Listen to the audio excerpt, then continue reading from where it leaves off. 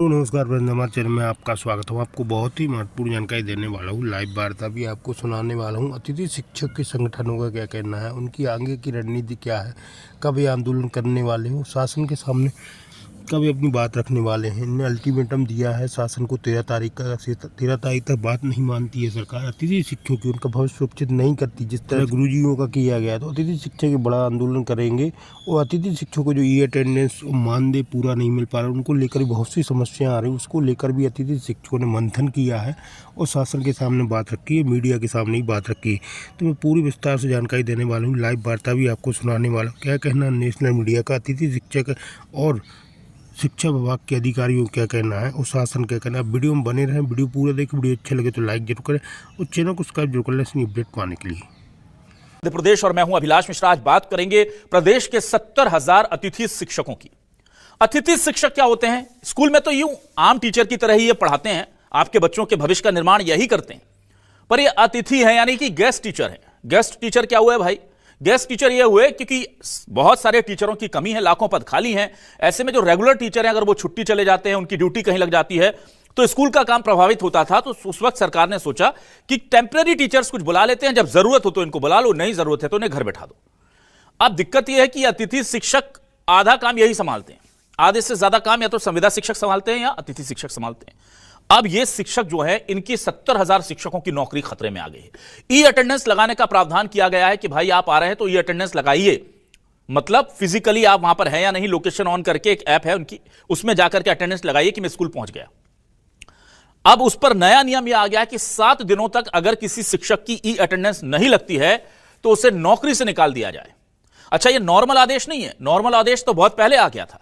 अब तो यह आदेश आया है कि आपने जिन लोगों ने ऐसे लोगों को नौकरी से नहीं निकाला, जिन अतिथि शिक्षकों की 7 दिन लगातार तक, अगर लगातार 7 दिन वो नहीं आए, उनकी अटेंडेंस नहीं लगी, तो उनको बिना कुछ देरी के नौकरी से निकालना है। और जो नहीं निकालेगा, यानी कि जो रेगुलर शिक्षक या प्रिंसिपल या बीओ या डीओ ये नहीं निकालेंगे, तो अब उनके ऊपर भी कार्रवाई हो जाएगी। मतलब अब उन्हें फोर्स किया जा रहा है कि इन लोगों की सेवाएं समाप्त कर दी जाए। इस पूरे मामले को लेकर अतिथि शिक्षक परेशान हैं। 12,500 रुपए में नौकरी करते हैं, नौकरी पक्की नहीं है, कच्ची नौकरी है, सालों से स्कूलों में बच्चों को पढ़ा रहे हैं और वो कह रहे हैं कि सारे अनुशासन हमारे लिए, सारे नियम कायदे हमारे लिए। आप देखिए, अगर किसी का एक्सीडेंट हो गया, वो 7 दिन स्कूल नहीं आया, उसको आप निकाल देंगे। अगर कोई बीमार पड़ गया अचानक, कहीं कोई फंस गया, कहीं किसी के घर में कोई कैजुअल्टी हो गई, नौकरी चली जाएगी भाई। लिखित आदेश आ गया है और यह भी कह दिया है जो नहीं निकालेगा अब उसके ऊपर कार्रवाई कर देंगे। ऐसे में कांग्रेस खड़ी हो गई है इन अतिथि शिक्षकों के साथ और वो कह रही है कि शिक्षा के नाम पर प्रदेश में मजाक हो रहा है। सरकार जो है या प्रशासन जो है वो बचाने की कोशिश करता है करप्ट आईएएस आईपीएस और बड़े पद पर बैठे हुए लोगों को, और जो छोटे सबसे निचले तबके हैं उनके लिए अनुशासन के सारे नियम बनाए जा रहे हैं। बड़ी बहस छिड़ गई है इसी मुद्दे पर। शुरू करते हैं आज आपकी बात।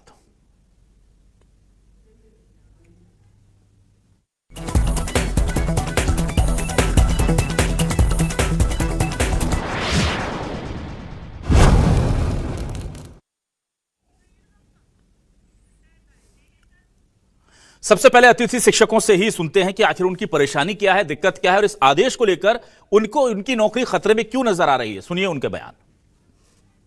क्या अतिथि शिक्षक इंसान नहीं है? क्या अतिथि शिक्षक बीमार नहीं हो सकते? क्या अतिथि शिक्षकों के परिजन बीमार नहीं हो सकते? एक तरफ सरकार ने उनको अवकाश की सुविधा नहीं दी और दूसरी तरफ उनको गलत नीतियों की वजह से बेरोजगार किया जा रहा है। ये अतिथि शिक्षकों का अपमान है। किस बेस पे उन्हें बाहर किया जाएगा, क्यों बाहर किया जाएगा, उसमें ऐसा कुछ भी नहीं कहा गया है।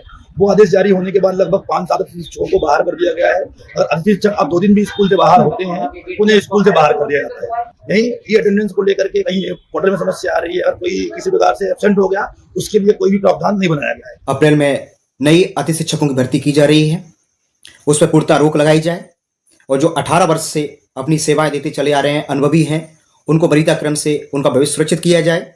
अतिथि शिक्षक कोई वस्तु नहीं है जिसको बार बार बदला जा रहा है। इस पूरे मामले पर कांग्रेस के विधायक कह रहे हैं कि आप 12,500 रुपए में काम कैसे करा सकते हैं, पहले तो यह बताइए, क्योंकि प्रति व्यक्ति आय ही आप 1,70,000 बताते हैं और प्रति व्यक्ति आय अगर 1,70,000 रुपए है तो फिर ऐसे लोग 12,500 रुपए में टीचर बनकर के काम कर रहे हैं। तो आप इसका जवाब दीजिए। उधर स्कूल शिक्षा मंत्री राव उदय प्रताप सिंह इस पूरे फैसले को, इस पूरे आदेश को कैसे डिफेंड कर रहे हैं, दोनों बयान सुनिए। को तो बहुत मजबूत करना चाहिए। अतिथि शिक्षक क्यों रखते हो, परमानेंट रखिए ना आप। परमानेंट उसको काम दीजिए तो वो उसको सुरक्षा लगेगी, तो वो हमेशा के लिए काम करेगा और अच्छे काम करेगा। अतिथि शिक्षक तो टेम्परेरी हो गया, अब टेम्परेरी और पैसा भी कम दे रहा हो। आप प्रति व्यक्ति आए तो बता रहे हो कि हम 15,000 से ऊपर हमने कर दिए और 12,500 रुपये उसको देते हो। बड़ी बड़ी घटनाएं हो गई, उनमें तुमने जांच के नाम से अधिकारियों को बचा रहे हो, IAS IPS को बचा रहे हो, बड़े बड़े इंजीनियरों को बचा रहे हो। तो इनको बेचारों को 12,000 रुपये 12,500 वाले को काय को मार रहे हो, उसको मारना नहीं चाहिए, उसको संरक्षण दीजिए। मुझे लगता है कि उनका एक अपना अतिथि शिक्षकों का एक बनाया हुआ है क्राइटेरिया कि किस तरह से उनको सर्विस रूल्स, उनके मतलब जो एक कार्य पद्धति उनकी विकसित की गई है, उन मर्यादाओं पालन करते हैं। उनको पता है, वो बहुत अच्छे से काम कर रहे हैं। 75,000 लोग काम कर रहे हैं, इसलिए मुझे लगता है नई परिवहन किसी भी किस्म की विसंगति वहाँ पर नहीं है, वो आराम से काम कर रहे हैं।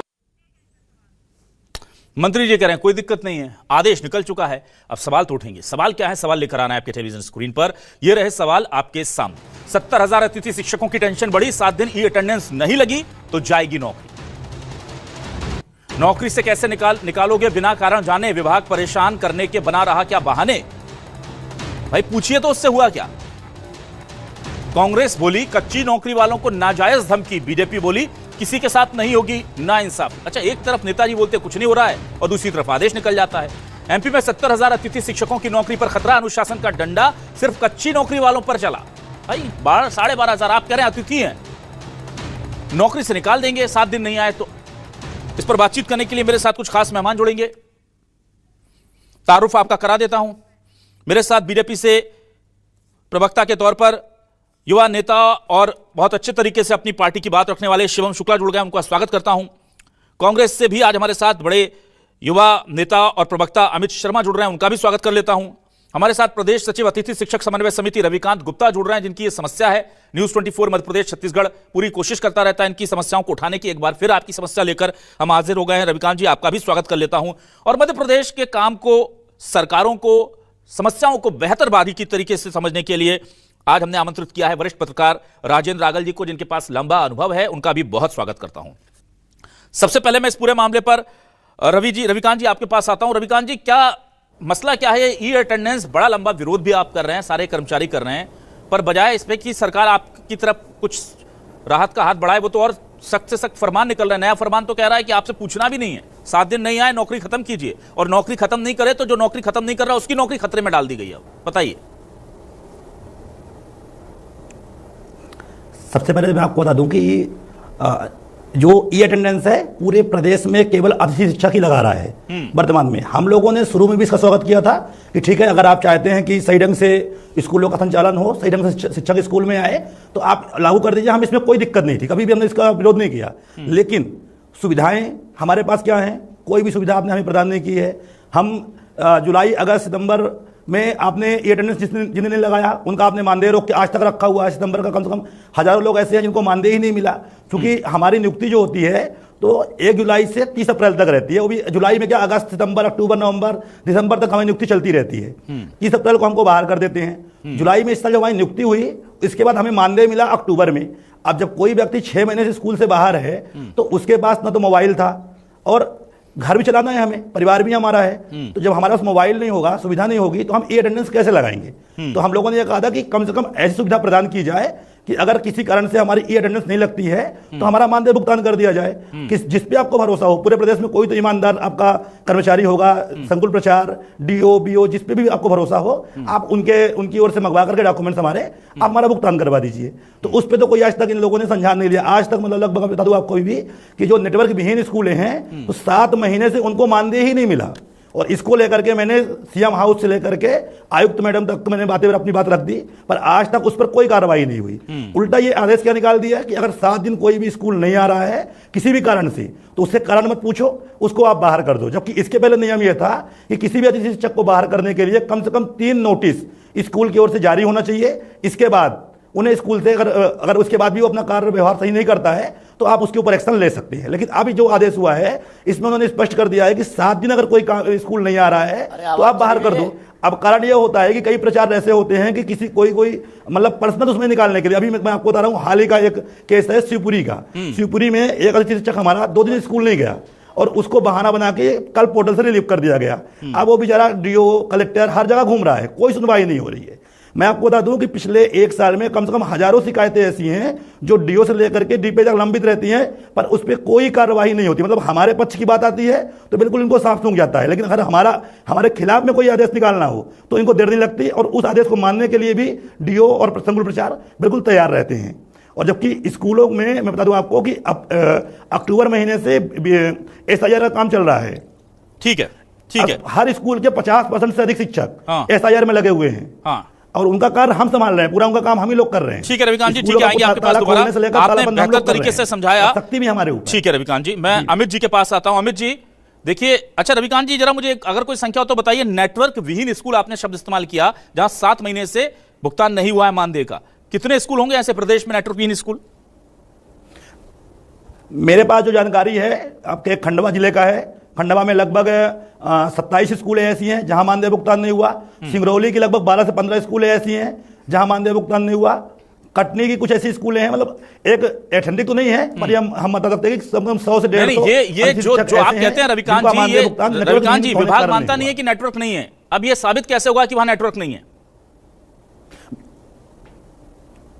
तो अगर इनके पास कर्मचारी हैं, आप डीओ से जांच करवा लीजिए। अच्छा रविकांत जी, एक सवाल का और जवाब दीजिए, क्या सारे शिक्षकों को भरोसा होगा? रविकांत जी, क्या सारे शिक्षक जो रेगुलर शिक्षक हैं उन्हें भी ये अटेंडेंस लगानी पड़ती है क्या? जी, लगाने के आदेश उनको हैं, लेकिन आज तक उनके ऊपर इस तरह नहीं किया गया कि आपको लगाना ही पड़ेगा। एक मिनट हमारे ऊपर रविकांत जी, अभी मेरे सवाल का जवाब दीजिए। लगाने के आदेश उनके हैं, अगर एक स्कूल में रेगुलर शिक्षक की अटेंडेंस लग रही है और अतिथि शिक्षक की नहीं लग रही है, तो फिर तो ये नेटवर्क का इश्यू नहीं होगा। क्या उनकी भी नहीं लग रही है इन स्कूलों में जिनकी आप बात कर रहे हैं? खंडवा के 27, सिंगरौली के 12 से 15, वहां किसी भी टीचर की अटेंडेंस नहीं हो रही है? जी जी, ठीक है, चलिए ठीक है, अब मैं जल्दी से आ जाता हूं। अमित शर्मा, डीओ ने लिख के दिया है सर, डीओ ने लिख के दिया है। ठीक है अमित शर्मा जी, ये 12,500 रुपए में मोबाइल खरीदें कि बच्चों को पालें, या फिर ये गांव तक दूर जाने के लिए पेट्रोल भरवाएं जिस पर जीएसटी ज्यादा है? और तीसरी चीज और कि अब ये नेटवर्क भी इनको ही लगाना पड़ेगा क्या? बीजेपी के प्रवक्ता कुछ कहना चाह रहे हैं। अमित शर्मा जी से बात करके आ रहा हूं शिवम जी आपके पास। टावर भी यही लगवा लें बेचारे। मध्य प्रदेश में अंधेर नगरी चौपट राजा जो है वो स्थिति बनी हुई है। मैं याद दिलाना चाहता हूं व्यक्ति के शब्द, वो तत्कालीन मुख्यमंत्री शिवराज सिंह चौहान जी कहते थे, अतिथि मेरा परिवार है, शिक्षक मेरे अतिथि हैं, कोई चिंता नहीं करे, बेटा बेटी चिंता नहीं करे, मामा अभी जिंदा है। अरे भाई मामा भी जिंदा है, लेकिन सरकार फिर दोबारा चुनाव मामा लेकर आ गए। मामा ने शिक्षकों को, कर्मचारियों को वोट देने की मशीन समझा और धड़ाधड़ वोट लिए मामा ने इस बात पर। आज मामा की चुप्पी है, और जो मोहन सरकार जो मुख्यमंत्री बने हैं, तो मोहन सरकार ने काम करने की मशीन बना दी है। SIR होगा तो शिक्षक काम करेंगे, वोटर लिस्ट में काम होगा तो शिक्षक काम करेंगे, सर्वे होगा तो शिक्षक काम करेंगे। अतिथि शिक्षक तनख्वाह की नियमितीकरण की और इसका इंतजार कर रहा है, लेकिन मामा ने वोट ले लिया, हजारों अतिथि शिक्षकों के माध्यम से जनता के, बच्चों के, अभिभावकों के गुमराह करके सरकार बना ली, लेकिन उनके मुंह में ईंट के मुंह में जीरा थमा दिया। और कहीं ना कहीं आज इंतजार कर रहा है कि हम कम नियमितीकरण होंगे। 12,000, 11,000 तनख्वाह कट पिट कर अगर आप 2 दिन नहीं जाओगे, किसी का बच्चा बीमार हो जाता है, कोई अतिथि शिक्षक बीमार हो जाता है, तनख्वाह कट जाती है, किसी की 9,000 बनती है, उस पर लगाम लगाने का काम जो है सरकार कर रही है। मैं इस आदेश की निंदा करता हूं, और मैं बताना चाहता हूं कि जिस तरीके से सरकार ने नियमित कर्मचारियों के थंप की स्थिति करी थी, आज गूगल मैपिंग, तो गूगल मैपिंग में यह देख लीजिए कि कितने स्कूल चालू हैं। सरकार बच्चों के ध्यान नहीं रख रही, अतिथियों को, शिक्षकों को मंत्रियों के स्टाफ में लगा रखा है, उनको दूसरे काम में लगा रखा है, लेकिन पढ़ाने के नाम पर उनको गुमराह किया जा रहा है, थंब रूल बनाया जा रहा है, गूगल मैपिंग की बात की जा रही है। इसीलिए इसका ध्यान सरकार को रखना चाहिए, ये न्याय संगत नहीं है, इसको तत्काल वापस ले। ठीक है शिवम जी, एक तरफ तो कहते हैं सब बढ़िया है, सब चंगा है, सब अच्छा है, और ये बताइए, एक तो बेचारे अतिथि, ना इनकी नौकरी पक्की, ना इनको सैलरी मिल रही, ना इनको छुट्टियां मिलती हैं, उस पर सारे डंडे इन्हीं पर बरसा देंगे क्या सर? जब आपका डीओ लिख कर दे रहा है कि इस स्कूल में नेटवर्क नहीं आता, तो फिर इनकी नौकरी क्यों जाएगी साहब? इनका वेतन क्यों रोक के रखा है आपने? और दूसरा ये फरमान जो आया है कि बिना पूछे 7 दिन के अंदर इनको नौकरी से निकाल दो, ये कैसे फरमान है? देखिए